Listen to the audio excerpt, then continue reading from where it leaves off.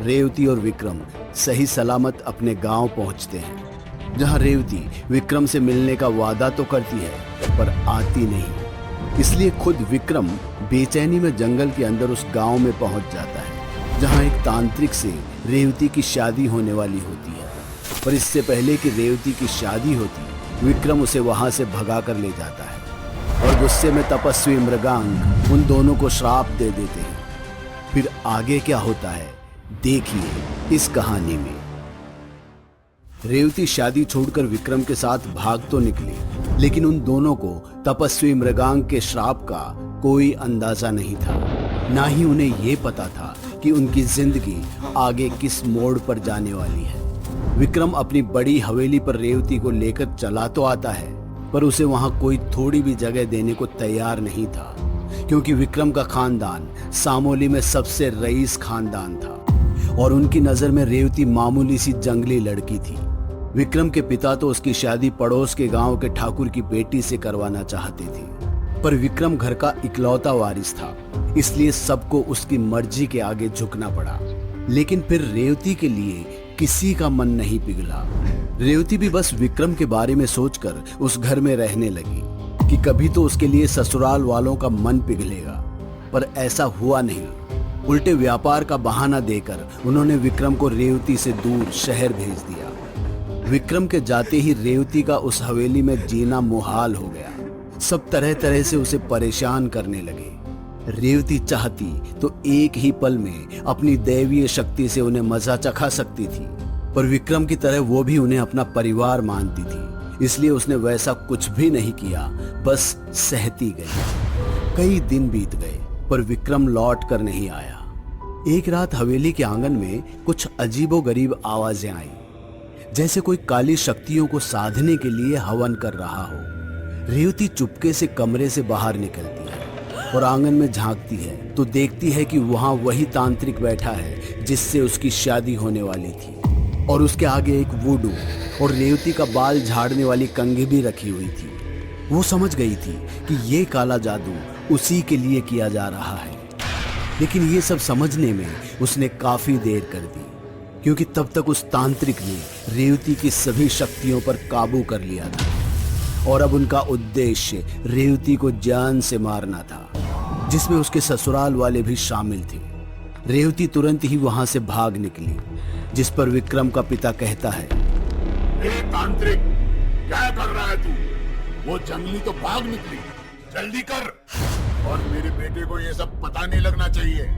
तांत्रिक गुस्से में उसकी तरफ देखता है और कहता है, मुझे सब पता है वो कहाँ जा रही है। अब चुपचाप बैठो वरना सब मारे जाओगे। तांत्रिक की बात सुन सभी के होश उड़ जाते हैं और वो समझ ही नहीं पाते कि आखिर वो तांत्रिक उन्हें मारने की बात क्यों कर रहा है, जबकि उन्होंने उसे बुलाया था रेवती को रास्ते से हटाने के लिए। और तांत्रिक की यही बात विक्रम के पिता को अच्छी नहीं लगती और वो दीवार से बंदूक उतारकर तांत्रिक की तरफ तान देता है। तांत्रिक, जिस काम के लिए बुलाया है वो कर। ज्यादा बोला तो अभी गोली यहीं सीने में दाग दूंगा। तांत्रिक उसकी बात पर हंस देता है और उसकी आंखों के एक इशारे पर विक्रम के पिता अपने बंदूक की नली को अपने ही खास नौकर की तरफ घुमाकर चला देते हैं और वो नौकर तड़पते हुए वही दम तोड़ देता है। उसे मरता देख अपने आप ही विक्रम के पिता के हाथ से बंदूक छूट जाती है, क्योंकि उसने गोली चलाई भी नहीं थी और वो हत्यारा बन गया। वो समझ गया था कि जरूर इस तांत्रिक ने कुछ किया है, इसलिए वो चुपचाप उसके सामने हाथ जोड़ लेता है। मूर्ख, तुझे क्या लगा मैं तेरे कहने पर यहाँ आया हूँ? नहीं, मैं तेरे बेटे और रेवती से अपना बदला लेने आया। मेरे बेटे से कैसा बदला? तांत्रिक विक्रम के घर वालों को सारी बात बताता है कि कैसे तेजस्विनी ने उसे धोखा दिया, और जब रेवती की उससे शादी होने वाली थी तो विक्रम उसे भगाकर यहाँ ले आया और स्त्री को पाने की उसकी चाहत अधूरी रह गई, इसलिए अब वो सबको खत्म कर देगा। तांत्रिक को यह भी पता था कि रेवती को पता है कि उसकी बड़ी बहन तेजस्विनी कहाँ है और वो यहाँ से भागकर सीधे अपनी बहन के पास जाएगी, इसलिए उस तांत्रिक ने उसके गर्भ में एक शैतान को डाल दिया रेवती जब घने जंगल में अपनी बहन के पास पहुंची तो तेजस्विनी उसके गर्भ को निहारने लगी। और जब उसने रेवती से इसके बारे में पूछा तो वो खुद चौंक गई। उसके पास इसका कोई जवाब नहीं था कि आखिर वो अचानक से गर्भवती कैसे हो गई। घबराहट में बस उसके मुंह से विक्रम का नाम निकला। जब उसने अपनी बहन को सारी सच्चाई बताने की कोशिश की तो उसके पेट में एक तेज दर्द उठा, जिसके बाद वो और कुछ नहीं बोल पाई, बस चीखते हुए एक बच्चे को जन्म दे अपना दम तोड़ गई। अपनी बहन को यूं आंखों के सामने मरता देख उसने उस नवजात को अपने हाथों में उठाया और ये कसम खाई कि रेवती की मौत के जिम्मेदार विक्रम से वो उसकी मौत का बदला लेकर रहेगी। उधर तांत्रिक ने विक्रम के सभी घर वालों को मौत के घाट उतार दिया था, ताकि जब विक्रम लौट कर आए तो उसे ऐसा लगे कि रेवती सबको खत्म करके वहां से भाग निकली। और हुआ भी ऐसा ही। जब विक्रम घर लौटा तो उसे बस अपनों की लाशें मिली, पर रेवती कहीं नहीं दिखी। पर वो ये मानने को तैयार ही नहीं था कि रेवती ऐसा कर सकती है।